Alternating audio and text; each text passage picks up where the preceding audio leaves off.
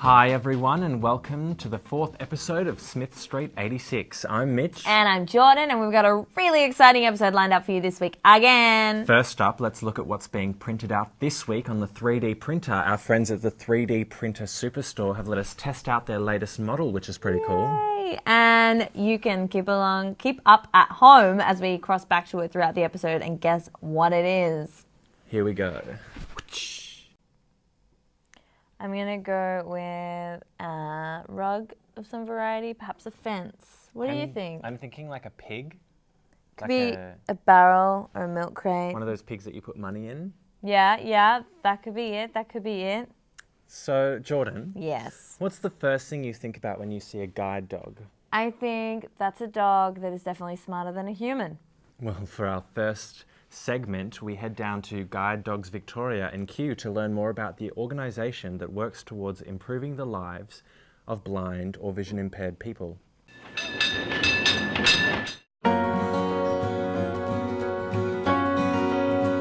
There are several departments within Guide Dogs Victoria. One of the main departments, is obviously Guide Dog Services. Also, we have Children's Mobility Services, which are basically there for young children that have a vision impairment. Also, we have Orientation and Mobility Services, which is the use of a long cane, another type of aids. Might be some of the new electronic aids that we have these days that people are training with that. Also, we have the Acquired Brain Injury department, and that's for someone that's been in an accident or has had a stroke possibly, and basically learning how to use their vision. They may have a certain field of vision. They may have to now learn how to scan with their head or basically learn a new way of seeing, so the ABI department can help with that. And then of course you've got Guide Dog Services, which basically people receive a guide dog. Normally it's around a 5-month training program, 20 weeks. So there's certain stages that the dogs go through in that period of time. We have quality checks at 8 weeks, 12 weeks and 16 weeks, and they're blindfold walks with the person that's actually training the dog. And it's really a good way of us standing behind our product, that when we give a guide dog to someone, that we can be assured that our quality is up there, and basically that we stand behind our product in the sense that when we give the dog to someone, we're pretty confident that they're going to be safe and it's going to aid their mobility and they're going to get around and be happy. There's a lot of ways the public can help support Guide Dogs Victoria. I guess the main way is that we receive very, very limited government funding, so public support is really important for us as far as earning revenue. We have a telemarketing, so if someone from telemarketing rings people up and asks to buy guide dog products, that's one way that the public can support us. Through bequests, through donations, and basically once they're out on the street as well, if somebody sees a guide dog working in harness, if they can not touch the guide dog, that would be good. Usually the harness is the uniform of the guide dog, so basically if somebody sees a guide dog in harness, that's that the dog is working and that's their uniform, so if they cannot distract the guide dog, that's really good. If they have their dogs on leads around guide dogs, that's also helpful for the person. But mainly, look, if the public support us to help us with any way that they can as far as donations, bequests, or just support us in any type of way that it could help us with our revenue, that would be fantastic. Oh, so cute. And so smart. Those dogs do some incredible work. Well, now it's time for this week's top 10. And this week we have the top 10 bucket list activities. Take it away. Number 10, go snorkeling. Okay. Number 9, skydive. Absolutely. Number 8, go on a cruise. I don't know about Number that. 7, camp at Ayers Rock. Yep. Number 6, run a marathon. Yes. Number 5, bungee jumping. Oh, cool. Number 4, swim with dolphins. I love dolphins. Number 3, get married. Cool. Number 2, parasailing. Yeah. And number 1, see the Northern Lights. The Northern Lights. We have Southern Lights. Oh.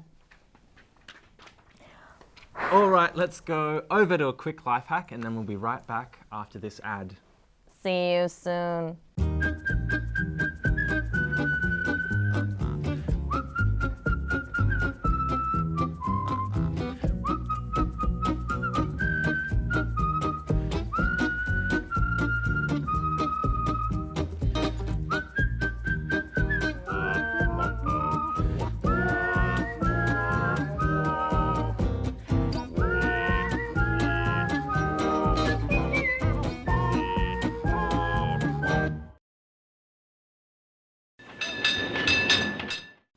Hi and welcome back to Smith Street 86. Now before we get started on our next segment, let's have a quick look at our 3D printer. Wow, wow. All right. Okay, it's not legs. It's a table. Or it could be really little legs. I'm sensing a piggy bank actually. A piggy bank? Yeah. Yeah, cool. I reckon it's the Harbour Bridge. I mean, time will tell. Time will Time tell. will tell. And now over to our chatback crew. They're on the streets of Melbourne asking people all about bucket lists.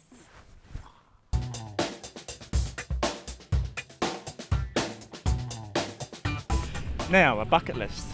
Old-fashioned thing, maybe, but do you have one? I haven't written a list as such, but there's always things that I'll try to plan ahead and want to do. One would be to get off a scooter. That'd be a bucket list. Okay. Yeah. Any other crazy things? So if you'd gone off that scooter tomorrow, what were some crazy things you'd like to do? Oh, I'd like to go to Paris, and I wouldn't mind skydiving. I always wanted to do that. Talking about bucket list. Now, have you got a bucket list? No.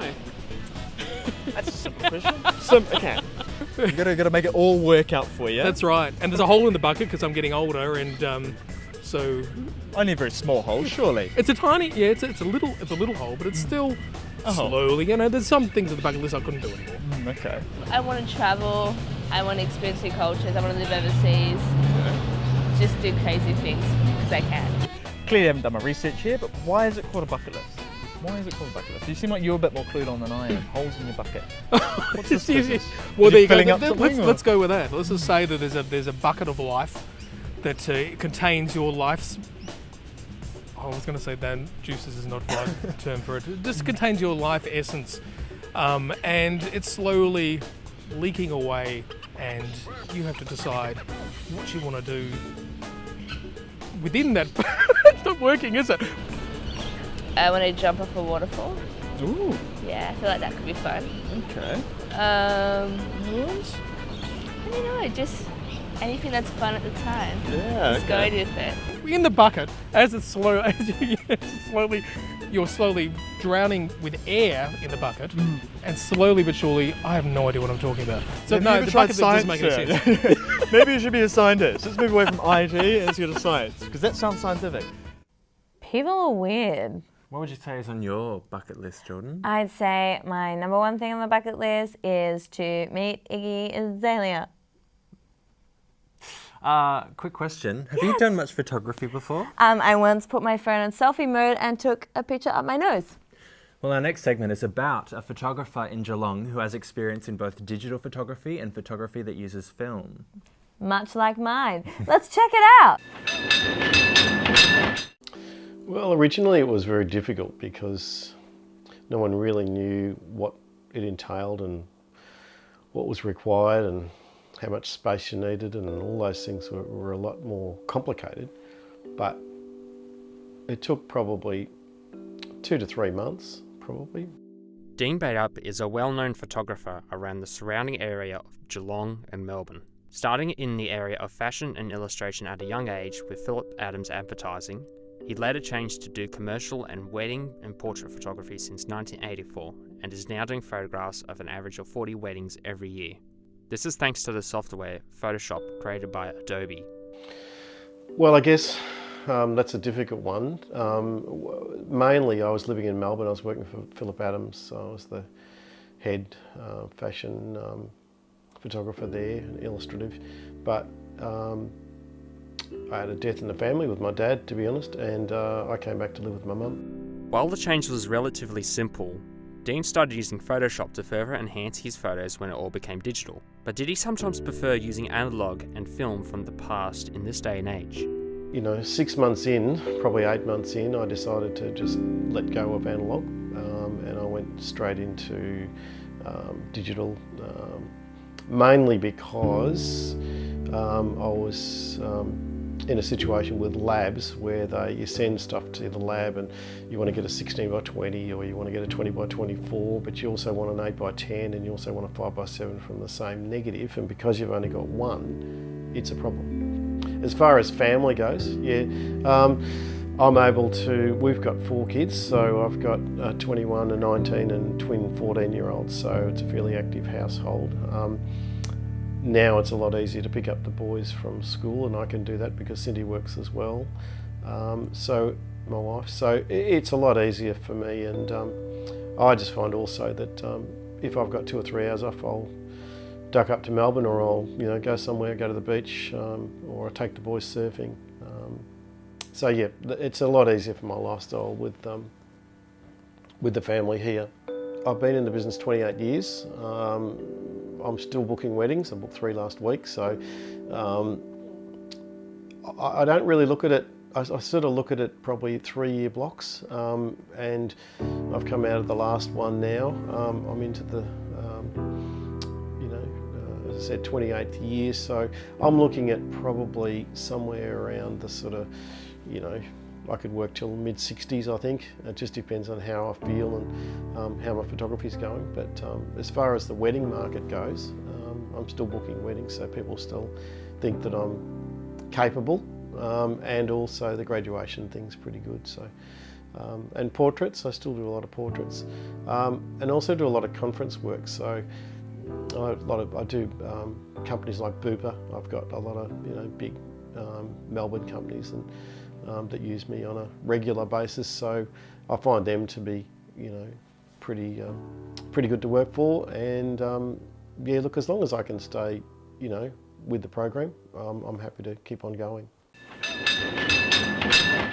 And we have Dean Bate up in the studio to answer a few questions. Hi Dean, how's it going? Mitch, well thanks. Yeah, very well. So what made you want to pursue photography as a career? I guess I did nursing originally, and I really, that wasn't fulfilling me, so I wanted something more of a challenge, and I'd been photographing lots of surfing and landscapes, and then I thought, well, I might as well take this a little bit further, and I was published in a few magazines and just went from there. Yeah, sure. Now you won an award called the Montezuma Award. I did win the Montezuma Award. Can you tell me about that? Yeah, sure.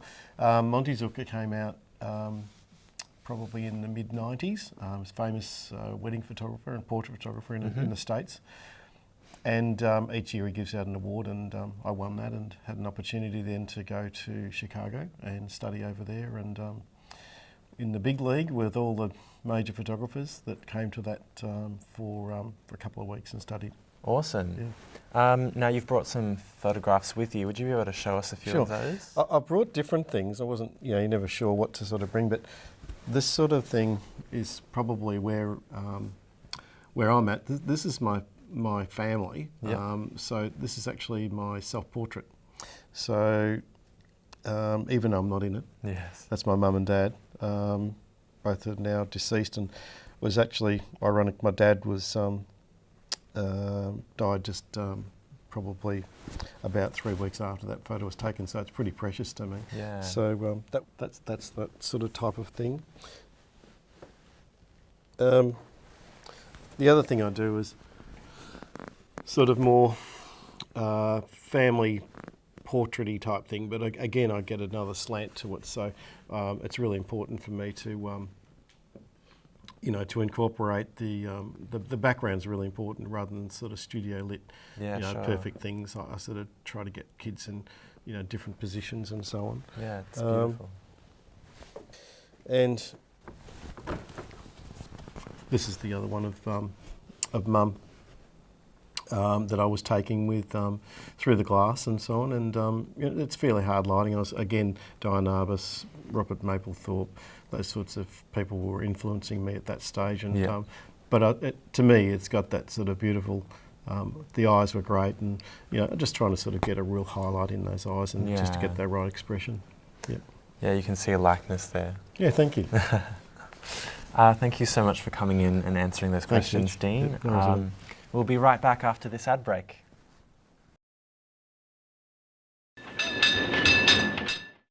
Hi, and welcome back to Smith Street 86. Now, before we get started, let's check up on our 3D printer.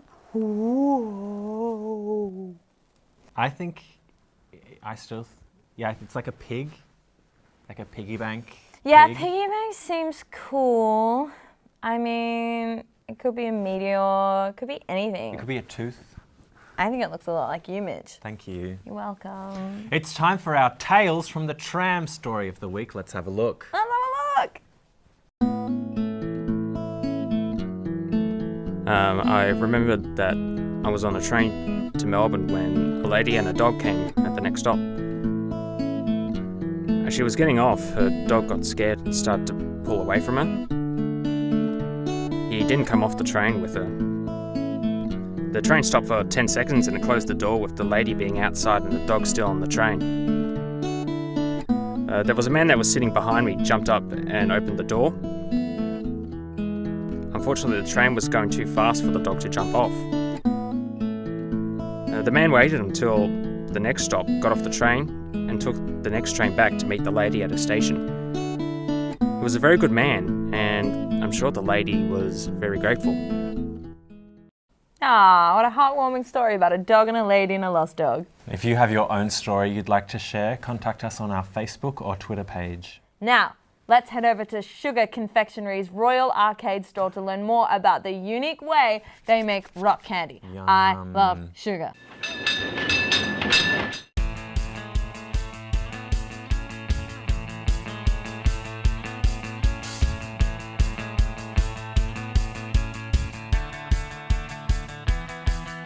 My name's Amanda, I'm the store manager here at Sugar Royal Arcade.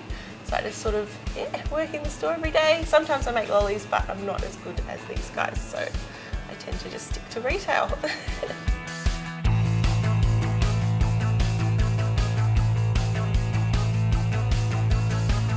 Sugar Confectionary is a Melbourne-based confectionery business. We hand make all of our candy in the store, and we can sort of customise anything for our customers as well.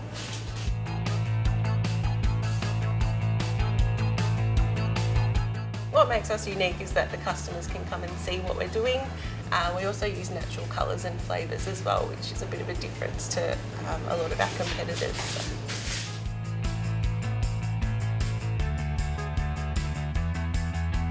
To make rock candy, we basically boil all of our ingredients up in a big pot, which is sugar, water and glucose. We take that to a certain temperature and then we pour it out on our front table. Then we mix all of our colours in. And then we basically construct a large three-dimensional version of the lolly, so it ends up being about 5,000 times the size of the little lollies that you see in the packets.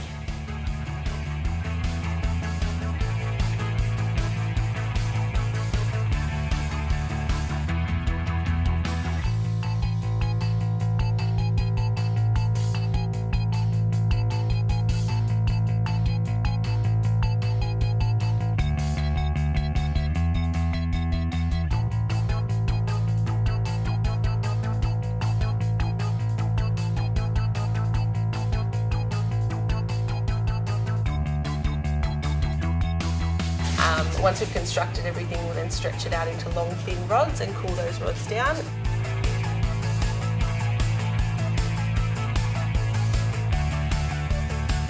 And chop all of those rods up.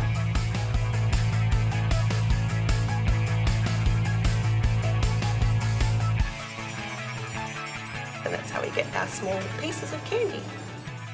Majority of the occasions we cater for are weddings, so a lot of people get them with the bride and groom's name inside. We also do a lot of corporate orders with customers' company logos or their company name, and also birthday parties and that sort of thing. Easiest way to place an order is to come into the store, because that way you get to sort of see everything and taste all the flavours. Otherwise you can order on our website as well.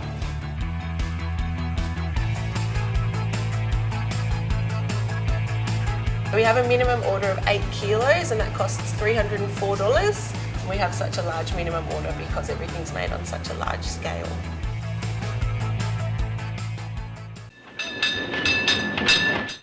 That looks so yummy. Sugar is great, but only in moderation. Oh, come on, Mitch. Let's see how far the 3D printer has come and have one last guess at what it could be before we do the big reveal. Yes. I think It's a a sheep. sheep. It's a lamb. It's a that, sheep. oh my God, it's that sheep that was trapped in a cave for 5 years or whatever. What? Yeah, and it can get shoon. Bah. He's all right. Everything's going to be okay. What a cute lamb. Well, thanks again to our friends over at the 3D Printer Superstore for letting us use their printers. Jordan, I think that's the end of our show for this week. But if you want to keep updated until next week, follow us on Twitter and Facebook. Let's see you later, guys. Bye. Bye.